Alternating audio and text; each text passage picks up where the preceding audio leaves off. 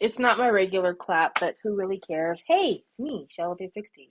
I wanted to get on here because Scooter Braun, like what the fuck? Okay, so to begin with, normally I talk about K-pop all the time. And this is K-pop adjacent, but it's not really K-pop. But you know. Anyway, we've been talking on this channel about music business recently, especially with like all the shenanigans and bullshit going on with SM. Music business has been a big part of like the conversations on my channel. I hadn't really been talking about the fact that Kakao and several other K-pop companies are being accused of market manipulation with the photo card business. That's a thing. Basically saying that they've made it to where the more preferred members cards are not printed as much as some of the lesser members, and that it raises the prices of photo cards. It creates people buying more copies, hoping to get the more preferable members, and how, it's a scam. It's like a lotto scam. Also, Kakao has had to sell a bunch of properties and companies because merging with SM, there were a lot of overlapping kind of business ventures, which were creating a monopoly in the eyes of the Korean government. And so they had to let off with a bunch of stuff and sell a lot of things off.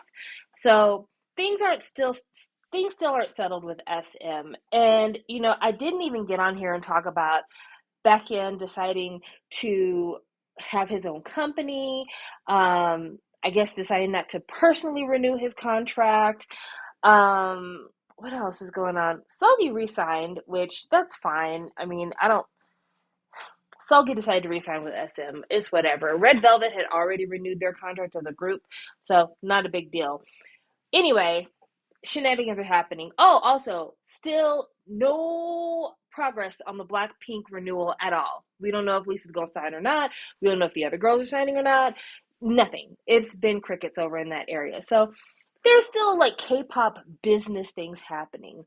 But the Scooter Braun thing I want to talk about, because I feel like after Hybe didn't end up taking over SM, we kind of forgot about Hybe. Hybe, we were like, oh, well, SM's a crappy company anyway, and good for them that they didn't end up taking over SM, and Isuman starting his own K-pop company in China anyway. So, good for you. You stay out of line of fire. But I want to go back to another acquisition that Hybe made a long time ago. And when I say a long time ago, like literally a year, 2 years ago, it's really not that long. Hybe made a lot of money off of BTS, like a crazy, crazy amount of money off of BTS. Like basically the kind of money where you should never have to work again, your parents never work again, your children never work again, and your grandchildren might not work again. Like that kind of money. And so, with the money they made from BTS, of course, the goal is let's make more money. And part of making more money is diversifying, because for a while there, BTS was the only thing keeping the lights on at Hybe. They used to have members of 2AM as a part of Hybe, gone and dusted. They used to have members of Glam. Glam imploded because some girl tried to blackmail a famous Korean actor. I think it's Lee Byung Ho? Lee Byung? No, I'm saying his name wrong. It's Lee Byung something. Anyway, they couldn't get any other group off the ground for quite a while before BTS. And so, yeah, uh, after BTS became hugely popular, they were like, we have to have more groups, we have to have more labels, because if they all die in a fiery crash, we would lose all of our money. So they bought Source Music, they bought Pledis, they bought Zico's company, Cause, which stands for King of the Zungle. Wild name. But that wasn't enough. Korea only had so many labels that Hybe could buy. And again, diversification. You don't want to put all your eggs in the K-pop basket. You're looking at globalization once you get on that level. So they decided to start buying in America, which makes sense because BTS's primary outside of Korea market has been in English. They do a lot in Japan, but I don't think that they were ever going to be able to buy Johnny's or any of the other big labels in Japan. So, yeah, it wasn't, I don't think there was an option for buying a Japanese label. And I think that when BTS not BTS, sorry, when Big Hit was looking to enter into other foreign markets, I don't think they saw a way to buy into a large Chinese label. A lot of that stuff is really overseen by the government, so that just really wasn't an option for them. So, yeah, let's go to America, see what we can find. That is how Hybe got in contact with Scooter Braun. Scooter Braun is a couple of years younger than me in age, and he is a music industry important person. I don't know what to say. I don't want to say titan. That's not the words I want to do, but like he's important. He had been the manager for Justin Bieber, Ariana Grande, Demi Lovato at the time that Hybe was looking to go into business with someone in America. And those are really big names. I mean, they're immediately recognizable for most of America. Uh, Also, Ithaca Holdings is a company that Scooter Braun was a part of, and Ithaca Holdings had bought the rights to the publishing rights to the first six Taylor Swift albums, the masters. So, yeah, Scooter Braun had a huge footprint in American entertainment. So it made a lot of sense for Hybe to look that direction and think maybe this is the person who could grow our American interest. Also, Scooter Braun was not a stranger to K-pop. If you recall, when YG tried to make their foray into Western media, they employed Scooter Braun, and Psy and CL were both signed to Scooter Braun's management company as well. Obviously, he did nothing for Psy's career, and he did little, if anything, for CL's career. So you would think that Hybe would be like, yeah, this guy is all smoke, no fire, but Hybe doesn't listen good. They don't. So they paid 1 billion with a B to purchase all of Scooter Braun's holdings, basically. Oh, they also spent money buying Quality Control, which is another record label that the Migos were on, and Lil Baby is on, Lil Yachty is on, a few very popular rap acts. So yeah, Hype spent a lot of money with Scooter Braun, and they made Scooter Braun basically the head of Hybe America. So all of Hybe's American interests are run by Scooter Braun. Now, for a while there, we really weren't hearing anything about Scooter Braun. He got a divorce at the beginning of 2022, I believe. He was still managing his artists the way he had been. He was still doing music things. I think right before Hybe purchased Ithaca Holdings and all of the rest of Scooter Braun's portfolio. Before they purchased all of that, I want to say Ithaca Holdings sold Taylor Swift's catalog, made a ton of money on it. So, Scooter Braun, there hadn't been any real big news coming out about him other than he made a bunch of money. But I want to say it was either yesterday or the day before yesterday, Justin Bieber announced that he was no longer going to be managed by Scooter Braun. This is a big deal. And this is a big deal because without Justin Bieber, Scooter Braun wouldn't be somebody that regular people knew. Justin Bieber has been managed by Scooter Braun since his very first song. Literally, Scooter Braun helped Justin Bieber's family navigate a bidding war between Usher and Justin Timberlake as to who would be the label that Justin Bieber would sign to. And he's been in the Justin Bieber videos, and Justin Bieber has talked about how close his relationship is with Scooter Braun, and he defended Scooter Braun when Taylor Swift was like, that man is a pariah, he's out to get me, and he's out to destroy my legacy. So, yes, Scooter Braun and Justin Bieber, that was a very, very well-known relationship. And then later on, like I said, Scooter Braun signed Demi Lovato during Demi Lovato's probably more commercially successful ventures. He also signed Ariana Grande from pretty early on. I want to say since like the beginning of her big pop culture moments. So, I mean, this is a guy that for a lot of people was seen as a kingmaker. So, Justin Bieber, a day, 2 days ago, announces Scooter Braun won't be managing him anymore. And really, everything started with him and Justin. That was like the big thing. So, of course, people are like, wow, that's really weird. You know, they've had such a long running relationship. They've known each other for so long. What would cause him to leave all of a sudden? Well, today, within the span of maybe a couple of hours, it was announced that Demi Lovato is leaving Scooter Braun's management and that Ariana Grande is leaving Scooter Braun's management. And what is on my mind, because I'm a K-pop fan, is I bet Hype wishes they hadn't spent that $1 billion. But also what's on my mind is what could Justin and Demi and Ariana have heard in the last 2 days that would cause them to cut ties with this man? Demi Lovato was also somebody who was defending Scooter Braun against Taylor Swift. So this is somebody who wasn't just a manager for these people, but somebody that these people considered a strong enough presence in their life that they were willing to defend him against one of the biggest entertainment stars in the world. So that's a huge undertaking. That leaves you open to a lot of criticism. And they were willing to do that because Scooter Braun meant something very important to them.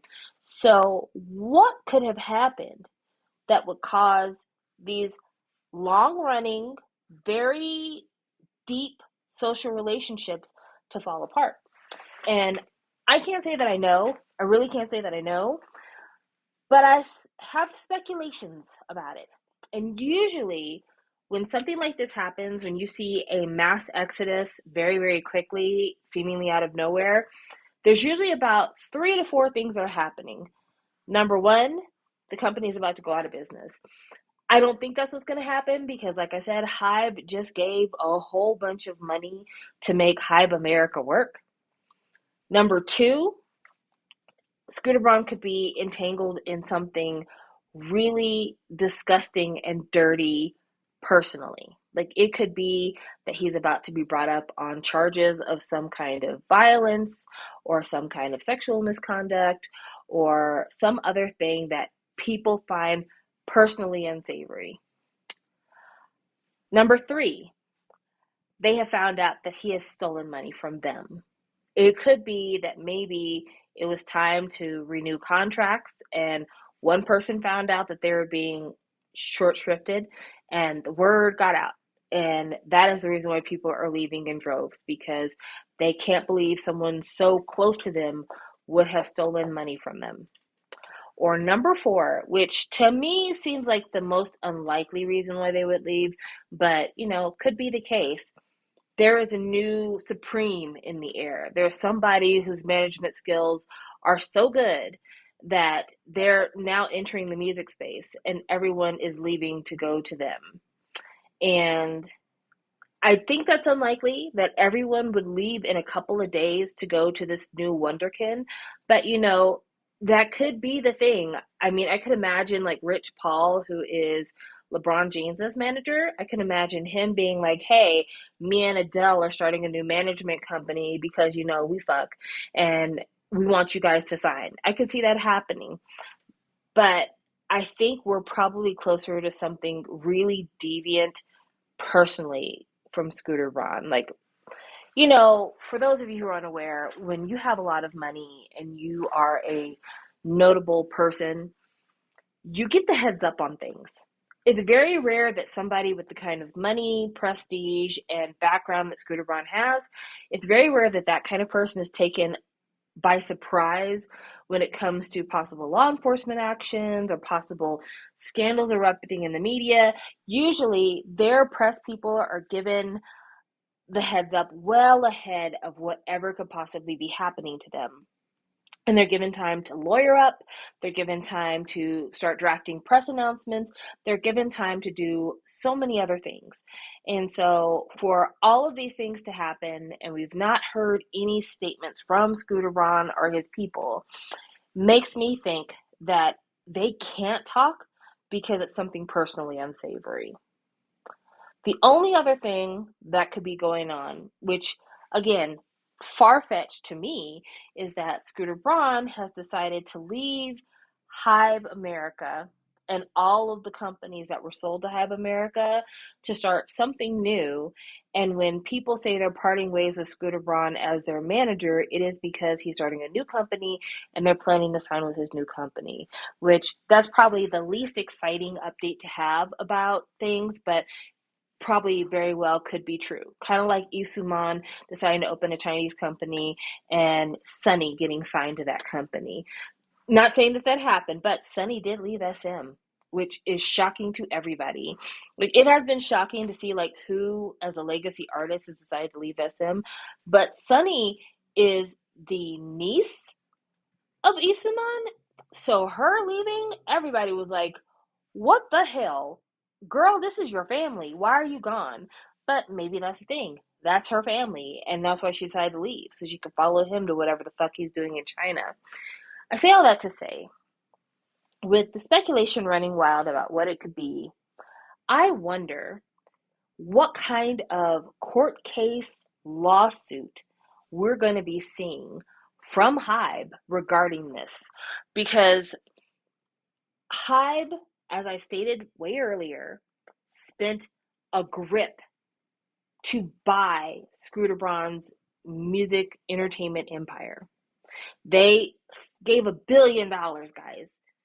For $1 billion, and then to have three top marquee artists leave the company, that is grounds for a lawsuit, especially because all of the things in terms of like the mergers and who's CEO and all this other stuff, a lot of action has been happening there just in the last 6 months. Just in the last 6 months, a lot of movement has happened. In fact, there were supposed to be two CEOs or two heads of Hybe America. One was a Korean gentleman, one was Scooter Braun. The Korean gentleman left Hybe America. I just have a feeling it's something unsavory, and I think once that unsavoriness is discovered, Hive America is going to be in court to get their money from Scooter Braun. Things might get real gross real fast. So that's the speculation out there, but it's to be noted because Hive America represents a huge, huge investment from Hive just as an entity itself. $1 billion is nothing to sneeze at.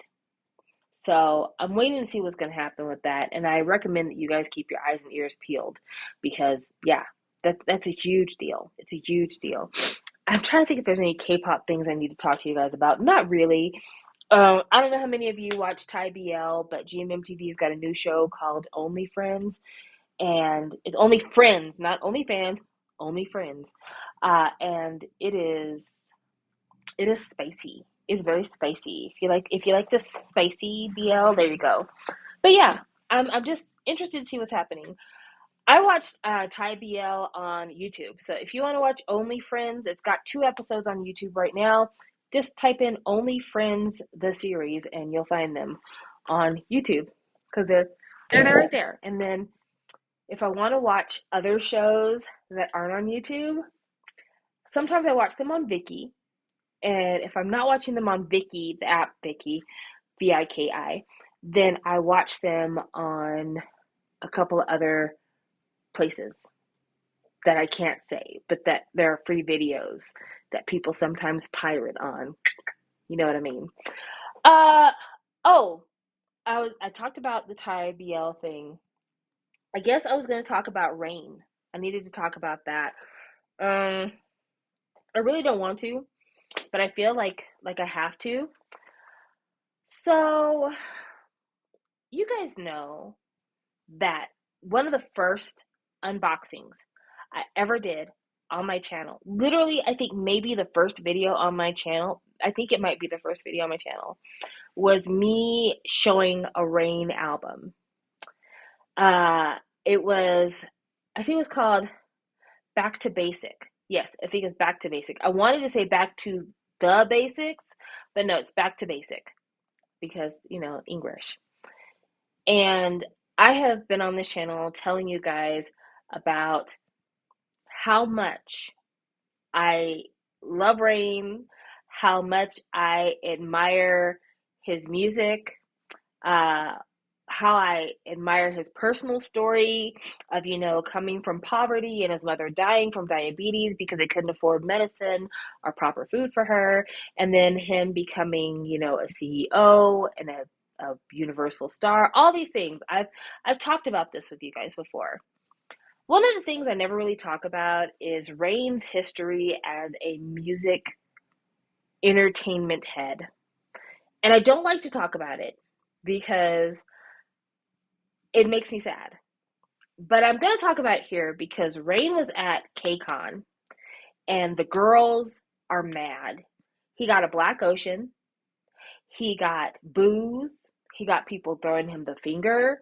People were mad, real big mad, and for good reason. So I got into Rain while he was in the military. The first album that I ever bought from Rain was Back to Basic, and it is the album that has Love Song on it. You know, you push me away with your very hands. Once was so wanted by me. What can I do? It's a video where he basically tears off his shirt on all the performances and then does the body roll. You know what I'm talking about. Anyway, uh that is the Rain that I was introduced to. And then I went backwards. I watched Speed Racer. I watched Ninja Assassin. I watched one of his dramas. I can't remember which drama it was, but he was like, it was him as like a spy. I can't remember the name of the drama. I bought his Japanese albums. I bought his first album. I bought his second album, which has How to Avoid the Sun. I bought the Rainism album. I bought 30 Sexy after he got out the military. I bought his most recent albums. Like I've been collecting Rain. Rain has been important to me. He's one of my first biases in K-pop ever. But if you recall, for those of you who've been with me for a super long time, I was an A plus, and A plus is the fandom for In Black. And In Black was the first group that Rain promoted when he first decided he wanted to have his own company. He established a company called J Tune. He casted for a boy band, and he came up with a group called In Black, which In Black is the letter M like Michael, the letter B like boy, the letter L, the letter A, and the letter Q. Anyway, In Black stands for Music Boys Living in Absolute Quality. I know. What a back when the acronyms were something. In Black was Rain's baby group. And In Black, when they first came out, their sound was very much like Rain. In fact, Jun had a part in Ninja Assassin. He played a young Rain in Ninja Assassin. Yeah. Dara's brother Thunder, well, that's his stage name, but Dara's brother was a member of In Black. So yeah, In Black was a thing. I really, Geo was my bias in Black, by the way. Anyway, In Black was a thing. And for a while, In Black did really well. I still think that In Black has one of the most unsung, underappreciated discographies in K-pop. And I mean, really and truly, like the B-sides are great. But Rain, Rain is an entertainer more than he's a businessman. And he just got tired of spending money on In Black. He thought that him being Rain meant whatever he would touch would be successful. But, the world of K-pop is competitive and you got to keep up. And he just didn't want anything to do with it. So he started to sell his stake in the company. The company's fortune started to reverse, and In Black got less and less promotions. And by the time In Black was getting ready to break up, Jun had left the group, Thunder had left the group. They were supposed to promote their very last single, and I think Geo got laryngitis and couldn't sing, so they could barely promote their goodbye single. Everything was just tragic. And Gio, he's married now to a pro golfer, I think, and he goes on Africa TV. He's one of those like blogger types in Korea, and he talks about how like the money just went away. They were abused. Their trophies for the music shows they won were sold. Uh, just everything. Everything was bad. Everything was bad. And so at the same time that M Black was starting to struggle, when things kind of hit the curve and started going down, I would say around Be a Man during that time. Another group came out on JTune, a group called Madtown. And Madtown was super cute. We liked Madtown. Madtown was a really fun combination of singing and hip hop, and they could really dance, and they were very attractive, and they had fun videos, and we were really looking forward to seeing more happen for them. Madtown was in a they debuted during a part of K-pop where things were changing, and kind of the old form, the old way of doing stuff just wasn't the way you do things. And JTune did not have the money to adjust with the time. They didn't have the money to spend on promotions. Like, everything was just falling apart again for Madtown. And Madtown basically disappeared. They did not get a proper send off. Their fans weren't given the proper send off. They experienced the same thing, assets sold, and, everything left in shambles. Fans left to wonder, will we ever see them again? So after that, Rain, when he got back from his military service, he signed with Cube, did some stuff with Cube for a little bit, was in China a lot doing work until the Hallyu band came through, came back to Korea, was doing some variety, kind of like produced style shows, making a group. One of the groups that was made was, I think it was called Unit B. Anyway, trying his hand at being a music impresario again because the Korean public really wasn't wanting to see him as an idol. They really weren't. Like, when he came out with 30 Sexy and the Law Song, they did okay. For those of us who are international fans, I think we appreciated those songs more. But then he did another album after that, and the title song, I can't remember the name, Gang Gang. The title song was Gang. And it didn't go well at all. People made fun of it, and it got made fun of so bad that it got popular and started rising on the charts and became like a meme.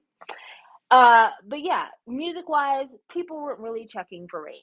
His style of singing is kind of an older style of singing. I get it. I get why people weren't checking for him. But because people weren't checking for Rain as a singer and really weren't checking for Rain too much as an entertainer, mostly they wanted to see him do variety. Because even the drama that he did after he got out of the military, which I tried to watch because it was him and Crystal from FX, was not a good drama. He had dated her sister. Her sister died. He ended up dating her. It was a mess. It was gross. Anyway, people really weren't wanting to see him as Rain. So he decided to start another entertainment company and debut a group called Cypher. I honestly have never heard a Cypher song. I do not know what the boys look like. I don't know anything about them. But part of not knowing anything about them is because they were vastly underpromoted. They were vastly underserved. Their comebacks were not given any attention. They were just a pet for Rain to have to say, look at me, I'm trying to start a label. And I think every member of Cypher has left Rain's company now. And I think fans who have been fans for a while, there is this thing when it comes to long term K pop fans where we're just tired of seeing the abuse of these idols. There's a lot of contract protections for artists in the US. It doesn't mean they don't go broke, but a lot of the abuses that K pop idols suffer because their labels are in charge of their housing, are in charge of their medical care, are in charge of, what color their hair is, what color their teeth are, what color their eyes are. All of this is managed by the label. And any disagreements or any kind of fights that they have regarding things that have nothing to do with music can ruin an idol's career later on. So they're kind of a hostage to their label. And I think over the years of watching the disrespect that has happened with groups associated with Rain, watching how little he seems to care about what happens to these people that he claims are like his little brothers or like his sons, it's just put a bad taste in a lot of people's mouths. And so Rain showing up to KCON, number one, why did y'all book Rain? Like, just statement of fact. Why did y'all book Rain? And I'm not saying that to be disrespectful to Rain's legacy as a K-pop artist, but KCON is for the kids. Let's just be very clear about that. KCON is for the kids. If it's not a group that has been on the top of the charts in the last 5 years, there's really no reason for them to be at KCON. But Rain being at KCON singing Rainism, which, baby, Rainism came out before some of the people at KCON were born. Like, some of them were literal infants when Rainism was playing. For him to come out at KCON singing Rainism, thinking that that was gonna get the crowd hype, knowing that these people all care about what the fuck you did to Cypher, it was just a recipe for disaster. And I'm not surprised that Rain was treated very poorly by the people in attendance, because this is something that he has earned. And I read that part of the reason why J-Tune was made was because Rain wanted to compete with JYP, because Rain was initially signed to JYP. And when he was signed to JYP, that's where he got his initial fame. And then he left JYP, and his idea was, I'm going to surpass my mentor. But the thing about JYP, which is different from Rain, and maybe it's something that's a personality quirk, maybe it's something that has to do with your heart. JYP really and truly is done being the center of attention. And I know there are a lot of JYP haters out there. There's a lot of GOT7 fans who say, ha, you're wrong about that, sis. There's a lot of people who have a lot of very valid grievances against JYP, for sure. But JYP, as much as he likes to come back every now and again and get his old friends to do a song with him that'll kind of slowly creep its way off the charts. Also, When We Disco was a classic hit, and y'all paid it dust, and you're going to have to pay for those crimes. Anyway, JYP has never decided that he would take resources from a group in order to promote himself. Because JYP knows that, first of all, he's in his 50s. Ain't nobody trying to check for him. But number two, JYP knows that the youth and keeping the youth interested and building up fandoms for these groups is what keeps the lights on once your knees go bad. JYP is not trying to dance the way he used to. JYP is not trying to do concert tours like he used to. He's not trying to be the star anymore. Because JYP was a star. Let me backtrack a little bit for that. JYP was a solo singing star wearing see-through pants, and then he started a label. JYP was huge, and then he started a label with GOD and Rain. And then he started signing people, and now we have JYP Entertainment, what we have today. But JYP was a star. He really was. And he had a lot of groups that he signed and mentored and grew over the years. And one of the things I will say about this, a lot of people get annoyed with JYP, but JYP can call almost anybody he's worked with back to the house and they'll work with him again. So let that say for it what it will. Anywho, JYP doesn't want to be the star. Rain wanted to be the star with people underneath him that would elevate his star. He wanted his groups to be successful as a reflection of himself, rather than JYP wanting his groups to be successful because they are his retirement plan. And because of that, I think that Rain's never going to be able to have a successful label until he is ready to stop trying to be the one. But that's not going to happen because Rain's kind of a narcissist, I think.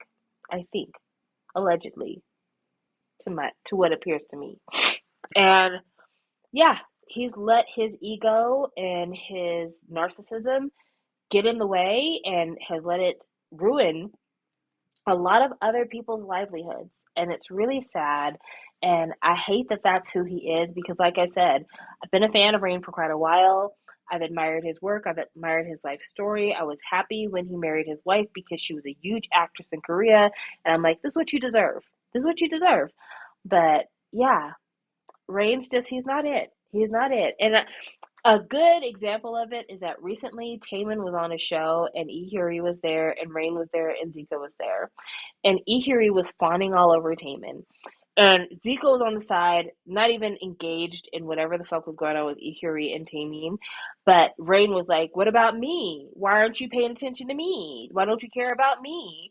And it was obviously a joke, but Rain's face kind of read like it wasn't a joke.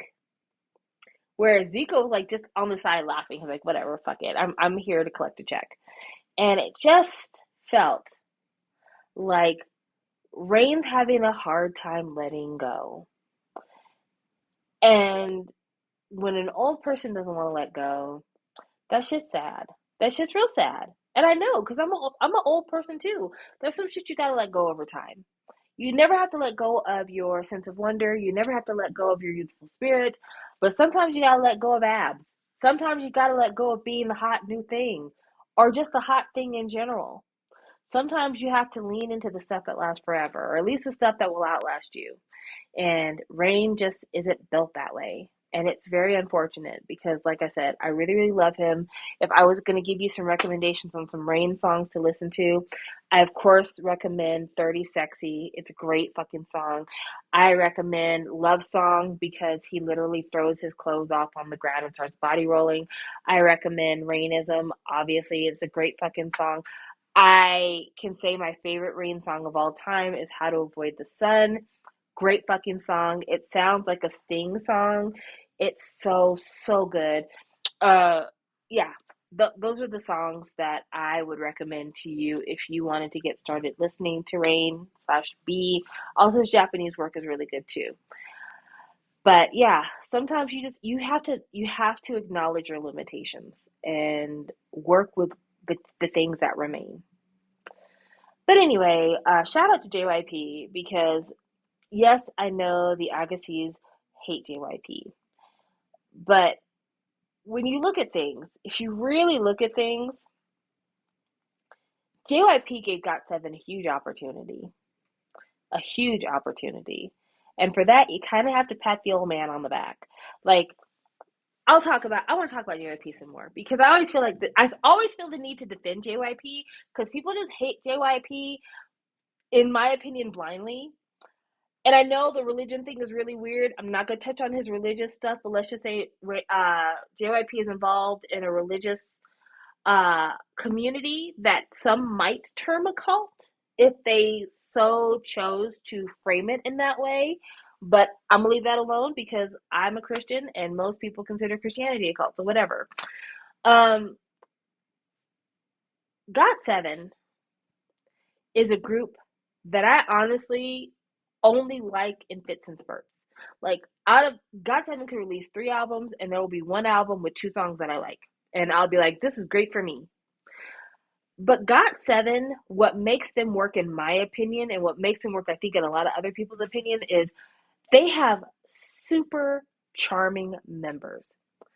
When JYP chose Jackson Wang to be a member of GOT7, that man saw the potential. That man took somebody who was on his way to the Olympics and said, come over here, little boy. I want to talk to you for a minute. And that, to me, is a very special skill.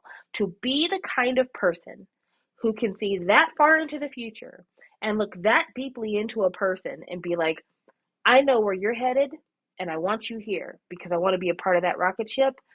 That's very special. Bam Bam, who to me is hilarious. I think Bam Bam is so interesting because he just does whatever the fuck he wants, however the fuck he wants, whenever the fuck he wants. And I find it amazing. Like from time to time, I just never know what crazy shit he's going to do. And the fact that he got these people together, that he got the members of GOT7 together and made them something, when, in my opinion, their voices don't really match each other. Jackson is not the strongest rapper in the book. There's just a lot of things, a lot of strengths that they didn't have. Thank God they could dance when they came out. But yet and still, they work. They work. And I think Agassiz really need to give JYP his flowers over forming GOT7. seriously, over forming GOT7, because you have to be someone very special in order to be able to see these kids and be like, I see a future for you. Because most teenagers, honestly, are kind of in crisis mode, trying to figure out who they are as people, and you don't know where they're going to land because you spend a lot of your time forming your personality between your early adolescence and your early adulthood. People are in flux the whole time. But he saw something in them and he said, I know they're not done growing, but I think they're going to grow up right. And so give him credit for that. Give him credit for not putting Somi in twice. Give him credit for that. I know, unpopular opinion. I know one says they're going to be mad at me, but think about twice who they are right now. Think about Somi, who she is right now. Could you imagine Somi and Twice ever be in a match? Ever, ever, ever? I can't see it. I really can't see it. And I know a lot of people were super mad with JYP when he did not let Somi make it into the later rounds for Twice. They were super mad that ITZY wasn't formed around Somi and they weren't able to debut Somi in the group that for a long time JYP said he was trying to make. There are a lot of people who have a lot of hate over JYP and Somi. I'm going to say this. Somi didn't have what it took to be in Twice at the time that she would have been added to Twice. Let's be very clear about that. At the time that Somi was auditioning to be in Twice, she did not have what it took to be in Twice. She was very cute. Obviously, JYP saw she had enough potential to be one of his trainees and for them to even promote her and send her to Produce. But at the time, she was not ready because JYP knew as soon as the show is over, I've got a single that is ready to be put on the street, and I need you to be out there. And so, give JYP the credit for sometimes knowing when people aren't going to work in situations. Sometimes he's aware that this is not the place for you. You need to go over there. And when I think of Somi now, especially like personality wise, I don't see her being a fit for Twice. I really, really don't. I'm sorry. I don't. Also, give JYP credit for never making Day 6 a big thing. Like, I know that a lot of international fans love Day 6, but like, Day 6 is okay. They're okay. But I'm glad that JYP never made them a huge focus of the label because, like, I feel like Day 6 had some very problematic members. And they were problematic in ways that I don't think JYP could see early on and only came out way, way later. And I'm kind of glad that he never made them a huge thing for him. But at least he allowed them to like pursue things and be interesting for a hot second. But yeah, after Congratulations, I don't feel like Day 6 had any songs that were real bangers for me. For me. Not for you, for me. So, a thing. But yeah, ITZY, I remember when they were talking about ITZY coming out, and I was like, I don't know. I don't really see this. I don't know. And ITZY did really well out the gate. Did really, really well out the gate. So, JYP saw the vision. He saw the vision. So, I say all that to say, I think that JYP as a creative entity deserves a lot of credit and a lot of respect.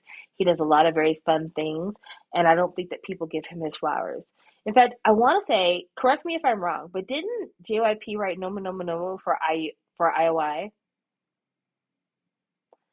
Because if he did, again, give that man his fucking flowers because he did that. He did that. So yeah, that's all I wanted to say. I just want to talk about that real quick because I feel like there's a lot of people who don't know the backstory for like why people hate Rain. There's a lot of people who have a lot of hate for JYP and don't acknowledge some of the things that he's really, really good at. And I just wanted to kind of clear the air about that. Us old people have to stick together in some cases. But outside of that, listen to the new Victoria Monet song On My Mama. It is, in my opinion, one of the best music videos to come out in the last 3 years. I have very much enjoyed watching that music video. Uh, there's not a lot of music videos I like to watch, honestly. I kind of avoid music videos as of recent, but that particular song, the song is good. The music video is greatness. Please check it out. Yeah, so I really hmm, I hope you'll I hope that you will listen to the new Victoria Monet because it is special. It is very, very special, especially if any of you watching happen to be black, because I don't guess anybody's race and everyone is welcome here. But if you are black, I hope that you watch Victoria Monet's On My Mama because it is a great kind of like shout out to Black Southern culture and Black Southern musical artists of like the 2000s, 2010s. I think you'll really, really enjoy it. Like literally, the beginning of the video is a tribute to Sierra, so I think you'll really enjoy that. But yeah, I don't really have anything else. Like I'm watching BL right now. I'm watching Only Friends. I'm trying to catch up on some Korean BLs right now. I'm gonna go see Beyonce on Thursday. I figure I should put that out there because the next time you see me, I'll probably be talking about seeing Beyonce because again, this is huge for me. But yeah, on Thursday I will be seeing Beyonce and I am psyched. I am so excited. This is such a huge thing for me. I think Beyonce is the modern Michael Jackson, and I know that that sounds blasphemous for those of us who are big Michael Jackson fans, but who's singing and dancing like her? And I heard some comedian, there's this show that is Charlemagne the God and this guy named Andrew Schultz. And the guy Andrew Schultz, he's a white guy. Uh, I think he might be Jewish because of his last name, but I'm not sure. And it really doesn't matter what his race is, but just know it's like a black guy and a Jewish guy is the premise of the show. And a lot of times their banter has to do with cultural differences, but they've been having this show for quite a while now. Um, anyway, Andrew Schultz was on their podcast and he went to go see Taylor Swift. And he said Taylor Swift is the greatest entertainer that he's ever seen in concert, and the only entertainer he can compare her to is Michael Jackson. And when I tell you my blood pressure did a quick spike and back down, I was like, "You're saying this to make people mad. Like you're not saying this to be truthful. You're not saying this because you've come to some great insight. You're saying this to rile the people up because there's no planet that currently exists that Taylor Swift is a better touring entertainer than Beyonce Knowles Carter. It Beyonce Giselle Knowles Carter. There isn't a comparison. Yes, Taylor might sing for longer, absolutely. A Taylor show might have her singing longer. There's probably more songs that the girls know. Um, Taylor doesn't usually rely on features for her songs, usually just her. Yeah, Taylor's doing big things. Yes. I'm not going to say that Taylor is not a star. She is a star. But Beyonce is an entertainer. And I think that's where the difference lies. I think Taylor Swift can give you a beautifully produced show. I think you can have a lot of fun. I think she probably sounds exactly like the records when you go to the show, and people are going to have a lovely time. But Taylor's not even the same quality of singer on record that Beyonce is. Like that's facts. Beyonce could always sing a Taylor Swift song. Taylor Swift could never sing a Beyonce song. It's that is a fact. And so to say that Taylor is a better stage show than Beyonce, after having claimed to have seen Beyonce and still feeling that Taylor is better, again, like I said, it's rage bait. It can't be real. It cannot be real because Beyonce, single ladies, Beyonce, Lemonade, the visual album, Beyonce, Destiny's Child, Beyonce, Crazy in Love, Beyonce, Blue Ivy's mother, Beyonce. Beyonce shared the stage with Prince before. Beyonce. So, yeah, I plan to see one of the greatest living entertainers light the stage on fire, and I'm very excited to do so. The only thing that would make that night more special is if Taemin was her opening act. But there is no opening act for Beyonce because honestly, who can open for Beyonce? Let's be very honest and real with one another. Who do you know can open for Beyonce?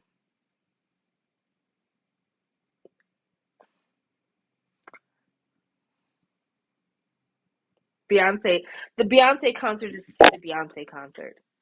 She's her own opening act. So anyway, I'm excited for going. I cannot wait to tell you guys about it. I'm meeting my best friend to go see it.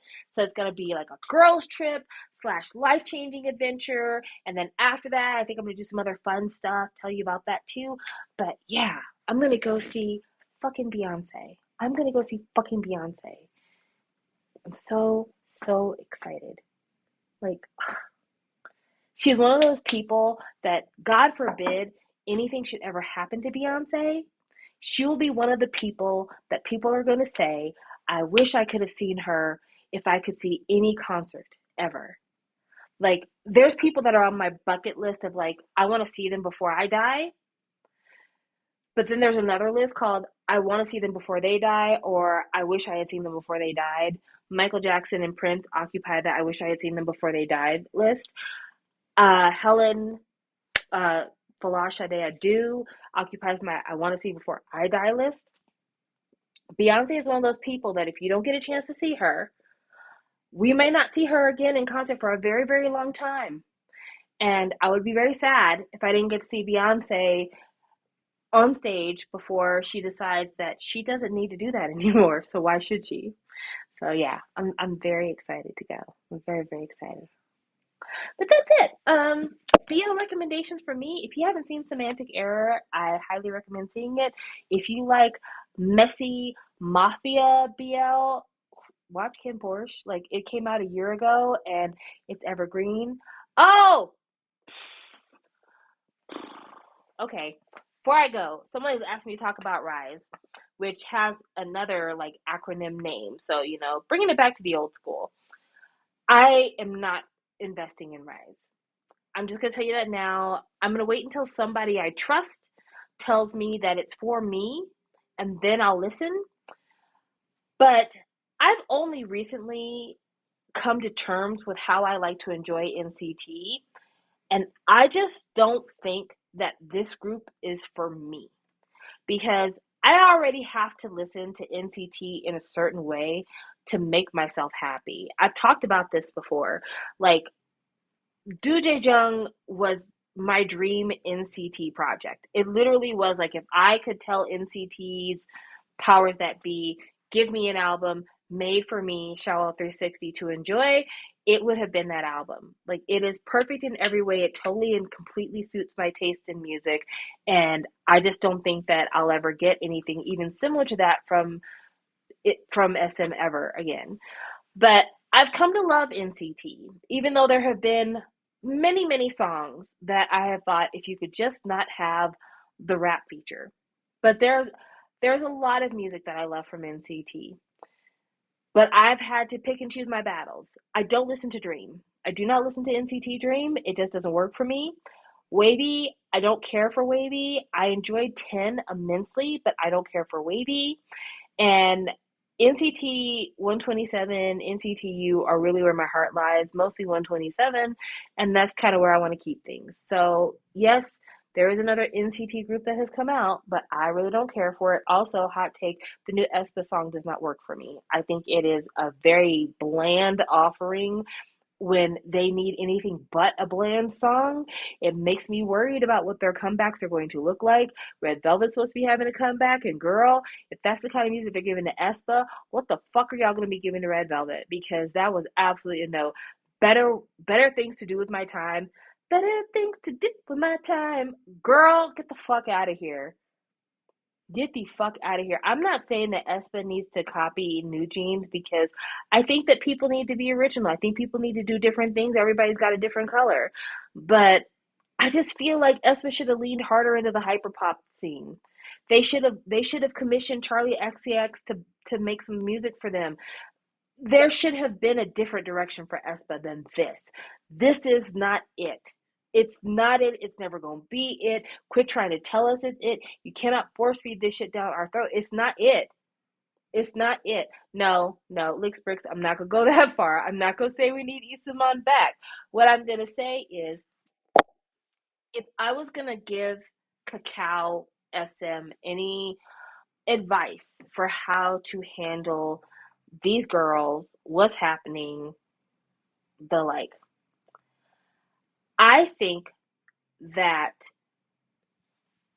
I would hire a I would hire a really good song scout. I think that's where the problem lies. One of the things that Isuman did really well for SM is he was really good about finding people to find the music. Because a lot of SM stuff is either written in house or they find people from around the world who have released songs and have a track record of releasing things that are catchy, and then buying like a package of songs from them. And then after a while, if the songs are popular enough, then they start to order bespoke songs from these songwriters. And that's why you have a lot of London songs. That's why you have Underdogs. That's why you have a lot of the. He had Teddy Riley. Like he had people who knew what the core SM sound was. People who knew who he was and what he liked, and they went out there and they found songwriters who wrote in the SM style, and then they created this book that then their groups could create an album with, formulate looks and music videos for, and things worked. I think visually, I'm fine with SM the way things look. Like Taeyong Solo was not for me, but I thought he looked amazing. Like, say what you want to about the songs, because the songs really were very artsy, conceptual maybe. Like the songs were obviously not the kind of songs that I would ever gravitate to. But I thought that the photo book was amazing. I thought he looked phenomenal. I thought the video was actually pretty interesting in that definitely it was presented as something wacky and weird and off center. So I can't say anything bad about that, but I hate that so much of SM now has become about appearance and album sales and less about the basic, the SM sound. And so I need SM to hire somebody as a song scout to scour the world for songs that sound like the SM sound and bring those songwriters to South Korea to do a songwriting camp and start writing music for the SM sound. Because right now the music's not doing it for me in that way anymore. It is really not. I mean, I have now had what, a couple of months, almost 3 months to digest Hard, and Hard to me is one of the worst title tracks that SHINee has ever released, and I say that with my whole chest. The only title track that I dislike more than Hard is Why So Serious. And I know that's a smoking hot take. That is straight off the irons, smoking hot take. But Hard for me is just, I feel like we lost the plot. I'm gonna be honest. I feel like we lost the plot. I understand that SHINee holds themselves to a standard, and their standard is we try to do things that we've never done before, so that we were constantly growing our sound, testing our abilities, making the art of being an idol interesting for us personally. I get that. I'm not saying you can't do those things, but Hard for me wouldn't even work if NCT did it. It wouldn't work for me across the board. And it is it is upsetting. Like honestly, it's upsetting that I feel so strongly about Hard. I remember hating Why So Serious and feeling like a bad shawal because I hated Why So Serious, but then I realized like it's okay for me to hate Why So Serious because other people hate it for other reasons. Like I hated Why So Serious because I hated the sound. Other people hated Why So Serious because the video did not include Jung because he had his car accident at the time. But this time I'm just like it almost makes me feel like I'm not allowed to listen to Shiny anymore because I don't like Hard because non-shawals love Hard. Like people who are not shawals love Hard. It is their best-selling album. It is their best-selling album. Now, granted, I bought 13 albums in order to support Hard, so maybe that's why it's their best-selling album. Maybe, but it is their best-selling album. So that means like people like it. People like it, not just the old shawals, like new people like Hard. But I just don't. And I need to hear a Shiny song. I need it. I'm sorry. I'm sorry. I feel the same way about what the fuck, Cream Soda by EXO. The two pre-release songs for EXO's album, I was like, oh shit, EXO is about to kill it. Oh my god, this album is gonna be bananas. This is gonna be another Exist. I cannot wait. I'm so excited. Let's do this thing. Woo! Like I said another Exist. I should have said another Exact because Exact is my favorite EXO album. Let me be clear. Exact is my favorite EXO album of all time. I was thinking this is what this is going to be because the pre-release singles for me were everything. They were so perfect. They were so amazing. I listened to them over and over again, and I'm like, "Girl, we're getting our R&B album. We're getting our R&B album. It's going to be amazing." It's going Cream Soda.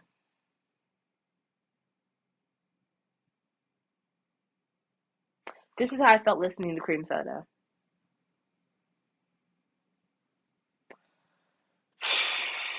I love, I love a good EXO song. I love to hear Dio sing. What the fuck was that? What the fuck was that? And the B-sides that weren't the pre-release singles were boring as hell. It was lackluster. I don't know if it was because they knew that like people from EXO were going to be leaving the label soon, but like fuck out of here. Yeah, yeah. If I was SM, I'd spend a lot of money hiring song scouts because they need somebody to get back to basic. Shout out to Rain, and figure out what the sound is for SM and start building a portfolio around that sound because this is not doing it. This is not it for me. I am so sorry. I'm so sorry. I'm so sorry. But yeah, I'm not listening to Rise. I heard the little snippet trailer thing and I was like, guitars, yuck. So no, not for me.